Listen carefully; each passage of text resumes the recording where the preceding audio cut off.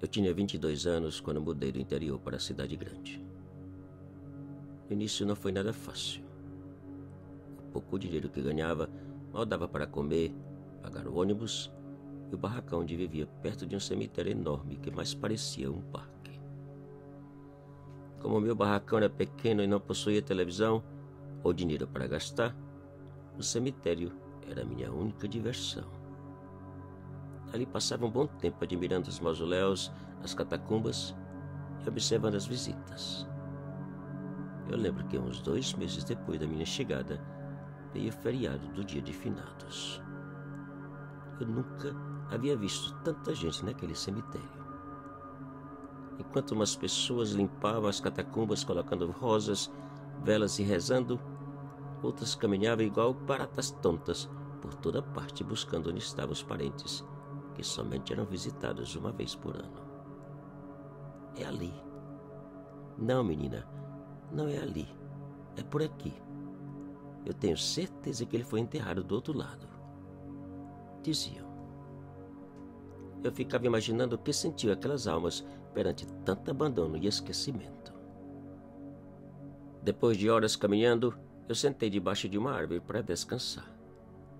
E foi então que notei que a uns 30 metros à minha frente, uma moça apareceu por detrás de uma catacumba, me olhou por uns 2 minutos e desapareceu. Encantado com a sua beleza, eu levantei e fui à sua procura. Porém, ela já havia sumido no meio das visitas. Por vários dias, eu fiquei pensando naquela moça, nos seus cabelos curtos e seu rosto encantador. Numa certa noite, quando voltava do trabalho, eu tive a maior surpresa da minha vida. Então logo virei a esquina da rua que passava frente ao cemitério e eu vi que aquela mesma moça caminhava à minha frente. Eu apressei o passo para puxar uma conversa, mas não deu tempo, pois ao emparelhar com o portão do cemitério, ela virou e entrou. Eu pedi que esperasse, mas ela não deu a menor importância e seguiu caminhando. Eu não quis nem saber e segui atrás dela, que parava aqui e ali para cheirar uma rosa sobre uma ou outra catacumba. Após caminhar por várias fileiras, ela parou e ficou olhando para uma velha catacumba.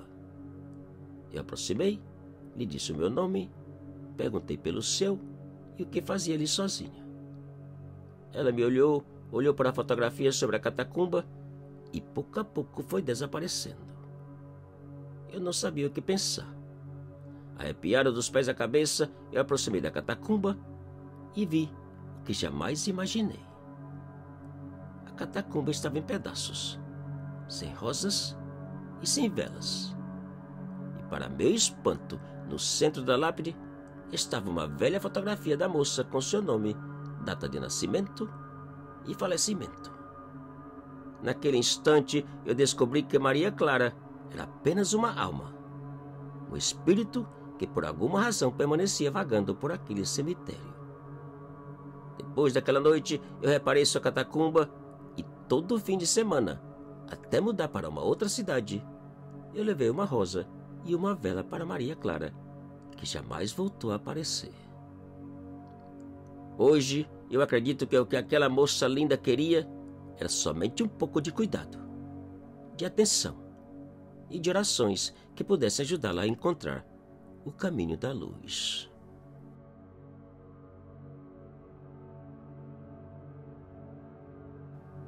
Era uma noite após o Dia de Finados, quando eu e meus 2 amigos, Carlos e Zé, decidimos fazer algo diferente. Algo que jamais havíamos feito. Visitar um velho cemitério famoso por suas histórias de assombrações. A fama do cemitério era tão grande que ninguém atrevia a trabalhar como vigia. Um lugar perfeito, dizia o Zé, como se estivesse falando de ir a uma praia ou coisa parecida. Para tornar a visita mais emocionante, Zé sugeriu que levássemos um tabuleiro de Ouija que ele havia comprado só para ver se realmente funcionava.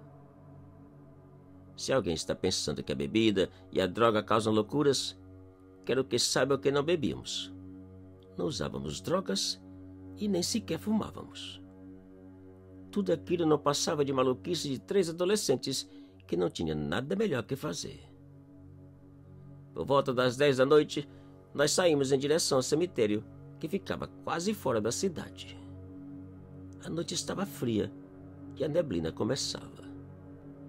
Ao chegarmos no cemitério, eu parei o carro meio escondido, saímos e pulamos o muro.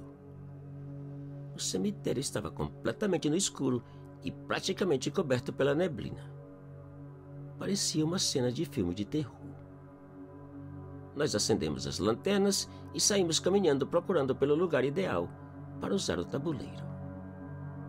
A maioria das sepulturas estavam cobertas de flores murchas e restante de velas deixadas pelas visitas do dia anterior.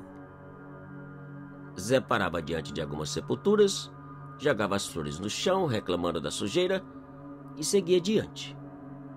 Eu e Carlos atrás dele. A temperatura parecia baixar com cada passo que dávamos. A neblina aumentava. Ao chegarmos mais ou menos no meio do cemitério, Zé parou e apontou para uma enorme sepultura sem flores ou velas. E disse: "Vamos fazer aqui." Depois de agasalharmos o tabuleiro no concreto, colocamos as mãos sobre o ponteiro e Carlos fez a primeira pergunta: "Se algum espírito tiver ao nosso redor, dá um sinal para a gente." Nenhum sinal foi dado e Zé repetiu a pergunta de Carlos. Outra vez, nenhum sinal. "Esse tabuleiro é uma mentira", disse Zé ao mesmo tempo que o ponteiro movia sozinho e parava no número 8. E naquele instante começamos a ouvir passos ao nosso redor, como se várias pessoas aproximassem.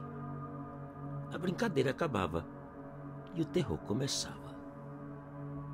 Nós olhávamos assustados em direção aos passos, focando as lanternas, mas não víamos ninguém. Os passos aproximavam.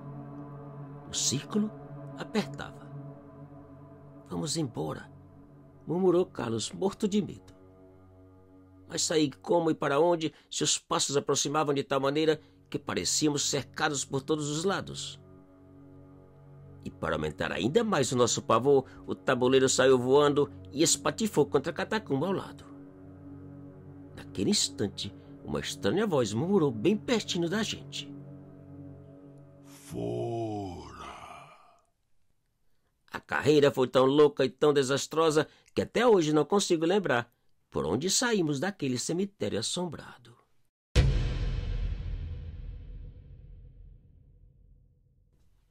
Te cuida e muito obrigado.